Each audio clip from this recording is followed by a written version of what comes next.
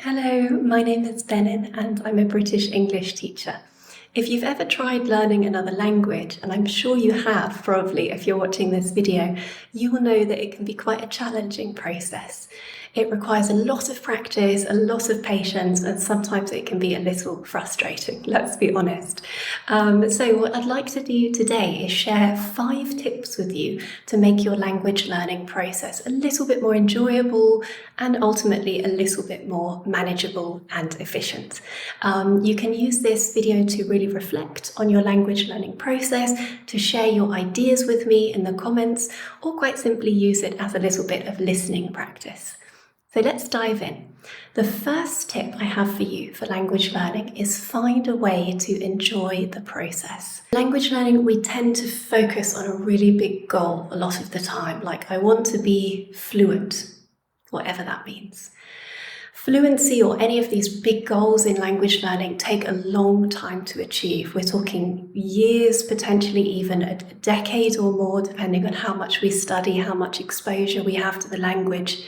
What this means if we focus on these really big goals is it can be quite frustrating because progress to get there is very slow and sometimes a little difficult to see. So rather than focusing on these enormous goals, I recommend focusing on the process of language learning itself and trying to find a way to enjoy it. A great way here to try and enjoy the process is to link your language learning with some of your other interests. So for example, if you love cooking, have a go at looking for recipes, reading recipes in English, cooking shows. If you love sports, challenge yourself to try to watch a football match in English. Anything, if you love reading, read books in English. And as you start to do this, you'll probably want to study more and it will speed up the process. And who knows, maybe you will reach that big goal quicker than you thought. Tip number 2 is to set small goals for yourself and celebrate them. So as we said, these big goals can take a long time to get to, so it's often a lot more efficient if we focus on small goals. This could be a goal related to grammar, like for example, improve my understanding of the present perfect. It could be a goal related to pronunciation, for example, improve my pronunciation of the v sound because it doesn't exist in my language. It could be a communication goal, like talk about my interests for 5 minutes in English. Really anything, but the key is it should be small and it should be achievable.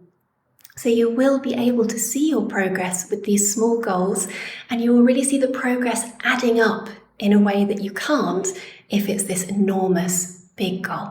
The third tip related to small things is to practice little and often. So you've probably heard it before, but repetition and consistency is so important in language learning.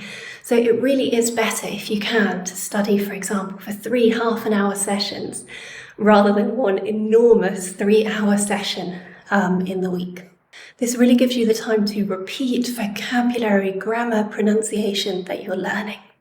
Tip number 4 is to use active, meaningful, and contextualized practice. This is quite a mouthful, I know. Let me explain what I mean. Basically, when we're learning a language, it's very normal to end up with lists of new words, new concepts, new pronunciation, and not do very much more with these lists than look over them again and again and hope we memorize something.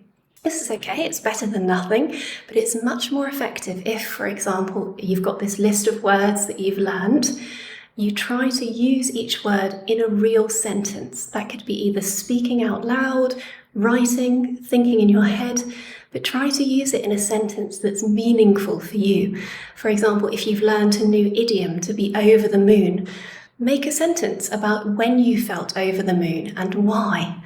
Or to help you remember a new grammar point, think of a time, in your life that was relevant for you and try to make it real in some way. So in this way, we're giving what we learn a context. We're not just learning words in isolation or grammar in isolation or pronunciation. Everything is contextualized. Another great way to make your learning meaningful is to seek out people that you really want to communicate with to practice. That could be a friend who speaks the language you're learning, it could be a teacher, it could be a language partner, it could be a forum online, for example. I know lots of people who are learning via Reddit, for example, and leaving comments there. But if you want to communicate, this just makes your learning so much more meaningful, and that really motivates you and helps you learn a lot quicker. And our final tip, this is quite a difficult one, I know, is don't be afraid of mistakes. So language learning, I know, can be quite a scary process, right? It can be quite scary not to be able to be ourselves, afraid that people will, laugh at us or judge us if we make mistakes. But unfortunately, making mistakes is just an inevitable part of learning languages. We cannot avoid it, in other words. So if we can't avoid it, my opinion personally is that we should embrace it.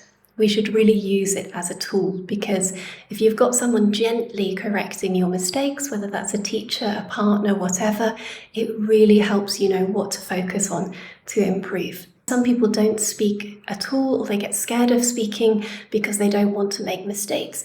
But this is really losing valuable opportunities for practice. So go for it. Don't be afraid of making mistakes. Nobody's going to judge you, and they are such a great way to learn. So those are my 5 tips for you today. I hope that they were useful for you. They are by no means all of the tips we could talk about for language learning. They're just some of my personal favourites. So please let me know what you think of them. Do you agree? Do you disagree? Have I missed something really important? What do you think? I would love to hear from you. See you soon.